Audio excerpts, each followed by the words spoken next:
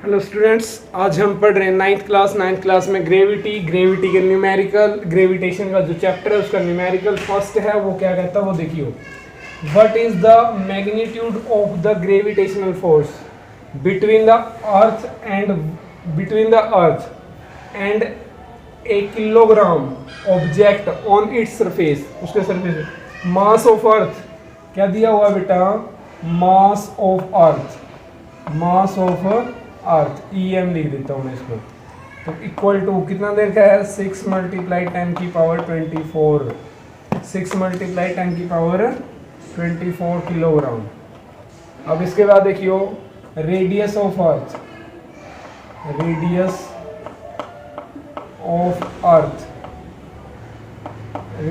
अर्थ, यहाँ पर अर्थ का मास दे रखा है, कितना दे रखा है रेडियस ऑफ अर्थ 6.4 मल्टीप्लाई 10 की पावर 6 मीटर।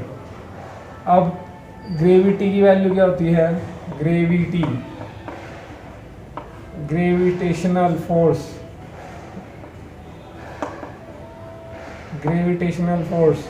जी की वैल्यू क्या होती है 6.67 10 की power -11 newton metre square kilogram inverse square. अब जी की वैल्यू हमें निकालनी है, ग्रेविटी की वैल्यू हमें निकालनी है। तो क्या फार्मूला था हमारे पास, क्या फार्मूला है, ग्रेविटी फोर्स ऑफ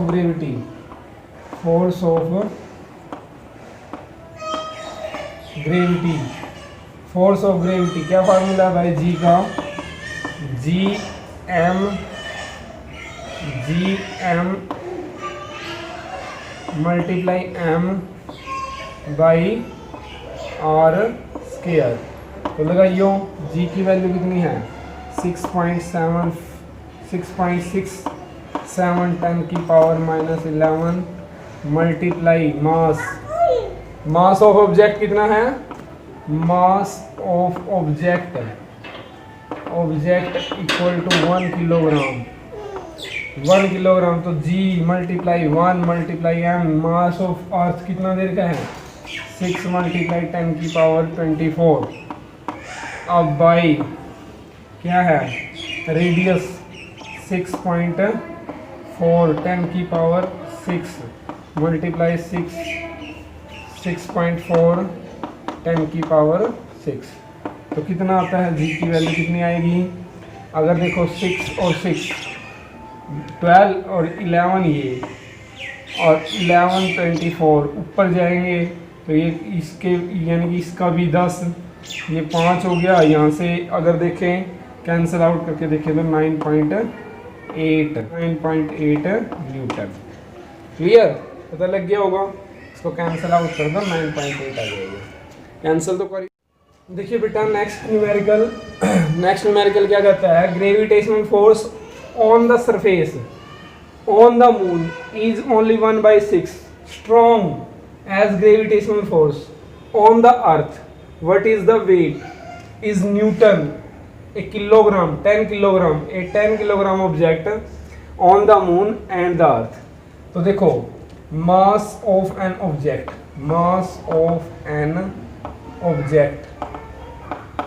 कितना है, weight of an object 10 kilogram, ठीक है 10 किलोग्राम। ग्रेविटी अभी निकाली थी पिछले न्यूमेरिकल में 9.8 न्यूटन। अब दूसरा क्या है, और क्या दिया हुआ है, weight of an object they दिया, ग्रेविटी दे दी। तो वेट इक्वल टू क्या होता है mg, ये मास ही है, मास।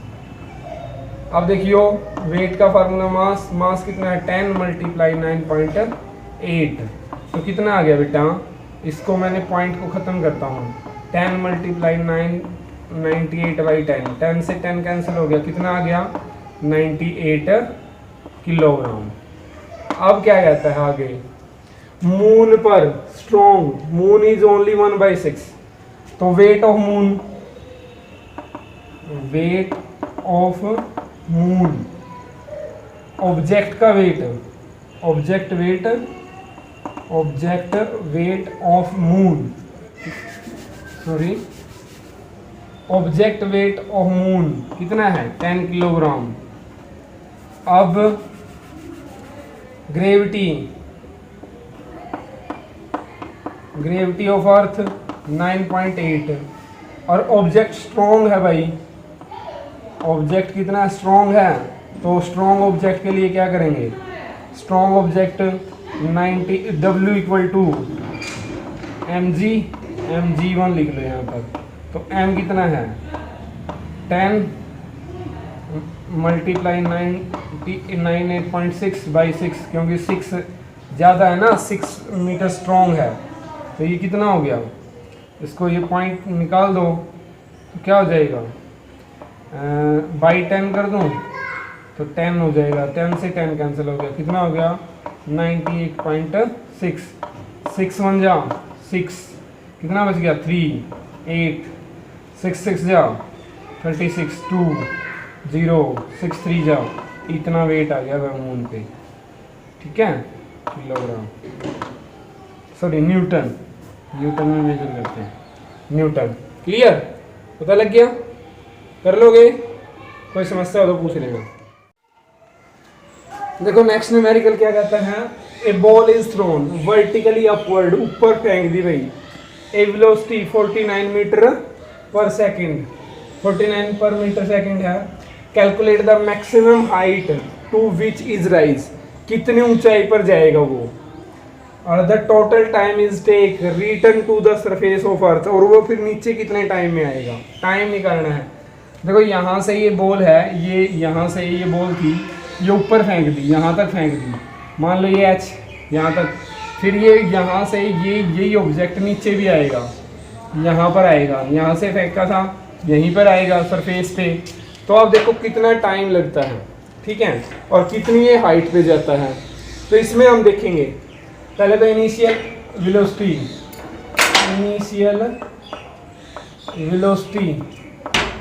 वेलोसिटी क्या है u इक्वल टू 0, और v कितनी है भाई, फाइनल वेलोसिटी v कितनी है 49 मीटर पर सेकंड। अब ग्रेविटी हमें पता ही है, एक्सेलरेशन ड्यू टू ग्रेविटी 9.8, तो क्या फार्मूला लगाएंगे, वी नो क्या फार्मूला लगेगा, v square minus u square equal to 2gs, v square minus u square equal to third equation of motion, जो थर्ड इक्वेशन ऑफ मोशन थी ना वो क्या थी, v square minus u square equal to 2as, तो a की जगह पे एक्सेलरेशन ड्यू टू ग्रेविटी हो गया। अब v कितना है 49, अब ग्रेविटी डाउनवर्ड जा रही है तो माइनस की हो जाएगी भाई, माइनस हो जाएगी, 49 का स्क्वायर 0 का स्क्वायर, 49 का स्क्वायर 0 का स्क्वायर 2 मल्टीप्लाई g की वैल्यू माइनस 9.8, s की वैल्यू है ही नहीं हमारे पास, निकालनी है, हाइट तो निकालनी है, फिर इसको इस साइड ले आओ, 49 का स्क्वायर 49 मल्टीप्लाई 49, अब divide 2 multiply minus 9.8 equal to s, ये माइनस की है ये भी, क्योंकि अपवर्ड डायरेक्शन से डाउनवर्ड आ रही है, तो ये एक माइनस, ठीक है, ये 98 माइनस का, ये भी माइनस का, 49 की मल्टीप्लाई कर लो, 49 और 49 की मल्टीप्लाई कर लो, 9.8 की भी मल्टीप्लाई कर लो। अब 49 9 9 जा 81, 8 9 4 जा 36 और 8 44, ठीक है। अब 4 9 जा 36, 3 4 4 जा 16 और 3 119, यानी कि 19 1 0 4 और 9 और 1 कैरी 4 और 2, तो कितना आ गया -2401 बाई माइनस 8 टू जा 6 9 8 जा ये आ गया भाई, माइनस से माइनस कैंसिल हो गया 9 सॉरी एस, तो क्या आ गया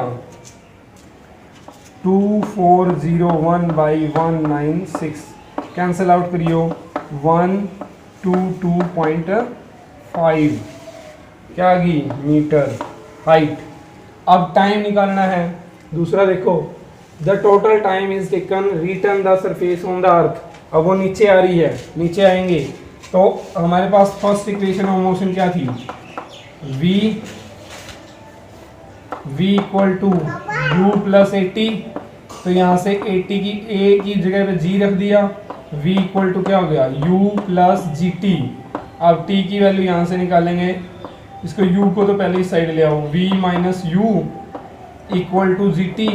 अब t की वैल्यू यहाँ से निकालेंगे तो क्या हो जाएगा v minus u by g, तो t की वैल्यू निकाल दो, t इक्वल टू v कितना है 49 माइनस 0 बाई 9.8।